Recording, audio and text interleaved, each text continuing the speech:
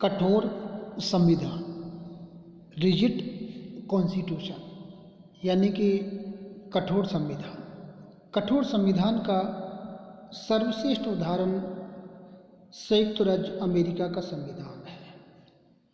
कठोर संविधान वह होता है जिसमें संवैधानिक व साधारण कानून में मौलिक अंतर पाया जाता है, जिनमें संवैधानिक कानूनों में संशोधन परिवर्तन के लिए साधारण कानूनों के नियमों से भिन्न प्रक्रिया जो साधारण कानून के निर्माण की प्रणाली से कठिन होती है, अपनाना आवश्यक होता है। कठोर संविधान की परिभाषा गार्डनर ने स्पष्ट की है, जो भिन्न सूत्र से उत्पन्न होता है और पद में साधारण कानून से वैध दृष्टि से कहीं उच्च है। इसका संशोधन भी किसी भिन्न तरीके से होता है। लेकिन संविधान में संशोधन के लिए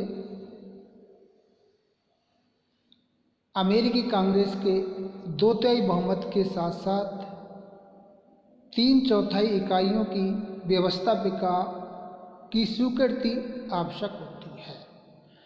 भारतीय संविधान भी कठोर संविधान का एक उदाहरण है, लेकिन अमेरिका का जितना कठोर संविधान है उतना भारत का संविधान कठोर नहीं है। अब हम कठोर संविधानों के गुणों के ऊपर चर्चा करेंगे। कठोर संविधान के गुण।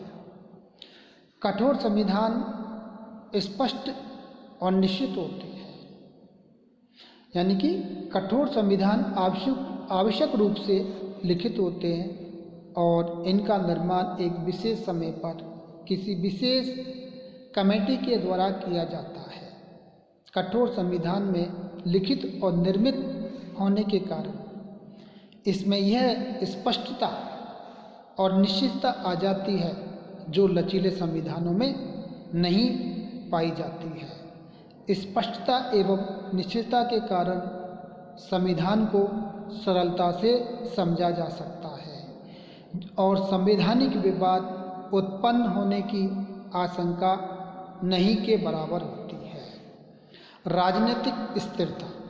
कठोर संविधान में जो नेक्स्ट इसका गुण है राजनीतिक स्थिरता। कठोर संविधान में सरलता से परिवर्तन नहीं किया जा सकता, जिससे राज्य की शासन विधि और राजनीतिक जीवन में स्थिरता बनी रहती है। कठोर संविधान के कारण ही सामाजिक आवेशों तथा दलगत राजनीति द्वारा राजनीतिक जीवन में उथल पुथल पैदा करने की आशंका भी समाप्त हो जाती है। नागरिक अधिकारों की रक्षा। अगला जो इसका गुण है, कठोर संविधान देश के सभी नागरिकों के, विशेष रूप से अल्पसंख्यकों के अधिकारों की रक्षा करता है। नागरिक अधिकारों के संबंध में संदेह या विवाद उत्पन्न होने पर संविधान और न्यायालय का आश्रय लिया जाता है। इस प्रकार के संविधान में नागरिक अधिकारों की रक्षा के लिए विशेष प्रकार की व्यवस्था की जाती है। नेक्स्ट गुण है संविधान के प्रति सम्मान। कठोर संविधान स्पष्ट और स्थायी होने और देश के सर्वाधिक बुद्धिमान एवं अनुभवी राजनीतिकों द्वारा निर्मित होने के कारण कठोर संविधानों के प्रति नागरिकों में पवित्रता और सम्मान का वह भाव पाया जाता है जो लचीले संविधानों के प्रति नहीं। अगला गुण है संघात्मक राज्यों के लिए उपयुक्त। वर्तमान समय की प्रवृत्ति छोटे छोटे एकात्मक राज्यों के स्थान पर विशाल संघात्मक राज्यों के निर्माण की ओर है, और जहाँ तक संघात्मक राज्य का संबंध है इस प्रकार के राज्यों के लिए कठोर संविधान एक अनिवार्य आवश्यकता है। नेक्स्ट गुण, दलीय राजनीति से ऊपर। कठोर संविधान और राजनीतिक दलों के अस्थिर स्वार्थपूर्ण कार्यक्रमों के ऊपर उठता है और दलीय हित उसके स्वरूप को परिवर्तित नहीं कर पाते। सत्ताधारी दल भी अपनी स्थिति का लाभ नहीं उठा पाता और उसे संविधान की सर्वोच्चता के सम्मुख झुकना पड़ता है। अल्पसंख्यकों के हितों की सुरक्षा।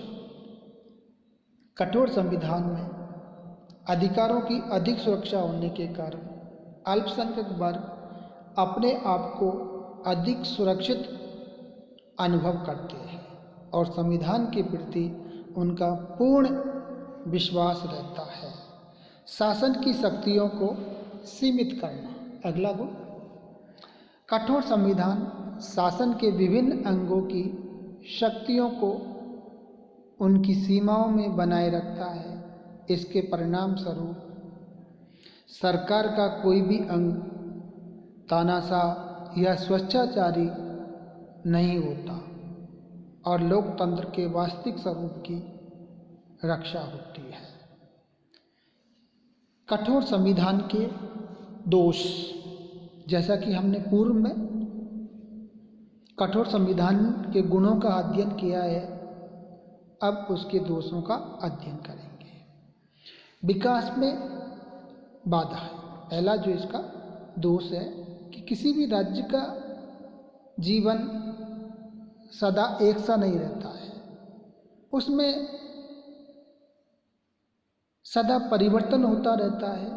अतः किसी राज्य के संविधान के लिए यह आवश्यक है कि वह परिवर्तित जीवन के अनुकूल परिवर्तनशील हो। लेकिन कठोर संविधान परिवर्तित परिस्थितियों के अनुसार सरलता से परिवर्तित नहीं होता, अतः यह विकास में बाधाएं उत्पन्न करता है।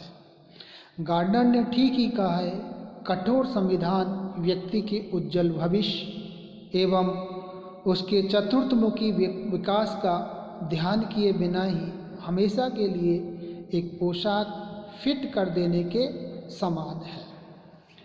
नेक्स्ट दोष है क्रांति की संभावना।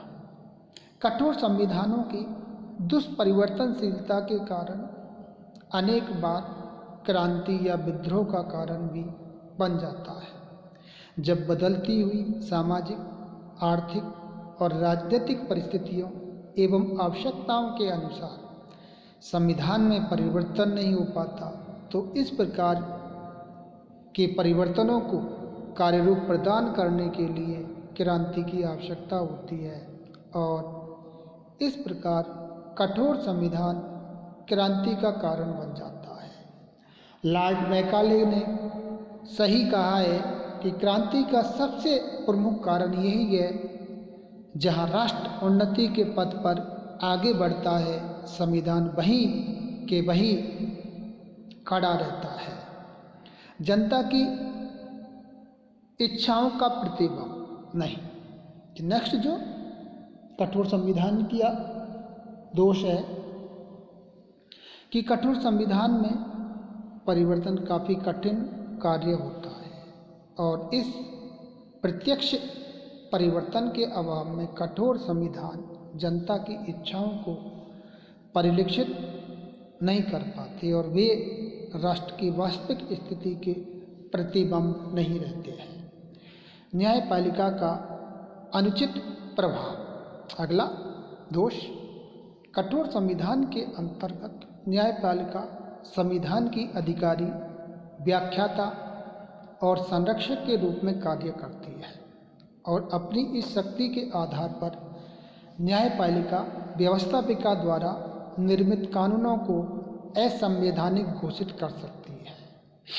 अमेरिका जैसे कठोर संविधान वाले देशों में न्यायपालिका द्वारा यह कार्य केवल कानूनी दृष्टिकोण के आधार पर ही नहीं, वरन राजनीतिक और व्यवहारिक दृष्टिकोण के आधार पर भी किया जाता है।